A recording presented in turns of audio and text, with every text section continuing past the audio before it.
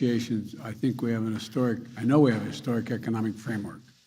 It's a framework that will create millions of jobs, grow the economy, invest in our nation and our people, turn the climate crisis into an opportunity and put us on a path not only to compete, but to win the economic competition for the 21st century against China and every other major country in the world. It's fiscally responsible. It's fully paid for. 17 Nobel Prize winners in economics have said it will lower the inflationary pressures on the economy.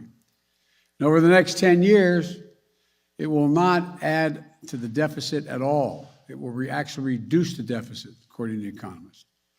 I want to thank my colleagues in the Congress for their leadership.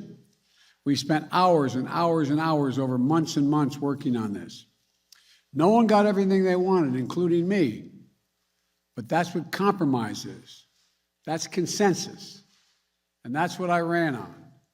I've long said compromise and consensus are the only way to get big things done in a democracy, important things done for the country.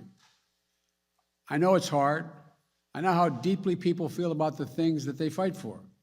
But this framework includes historic investments in our nation and in our people. Any single element of this framework would fundamentally be viewed as a fundamental change in America. Taken together, they're truly consequential. I'll have more to say after I return from the critical meetings in Europe this week. But for now, let me lay out a few points. First, we face, and I apologize for saying this again, we face an inflection point as a nation. For most of the 20th century, we led the world by a significant margin because we invested in our people, not only in our roads and our highways and our bridges, but in our people and our families. We didn't just build an interstate highway system, we built a highway to the sky. We invested to win the space race, and we won. We're also among the first to provide access to free education for all Americans, beginning back in the late 1800s.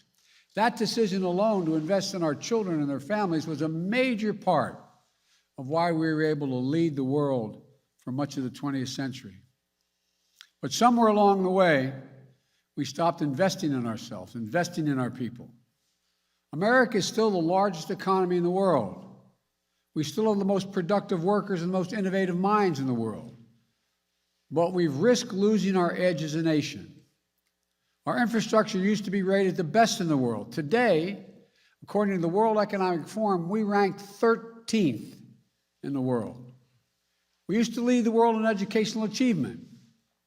Now the Organization for Economic Cooperation and Development ranks America 35th out of the 37 major countries when it comes to investing in early childhood education and care. And we know how our children start impacts significantly on how they'll finish. We can't be competitive in the 21st century global economy if we continue this slide.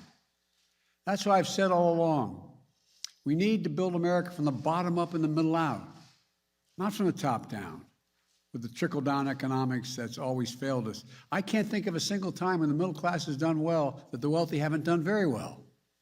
I think of many times, including now, when the wealthy, the super wealthy, do very well, and the middle class don't do well.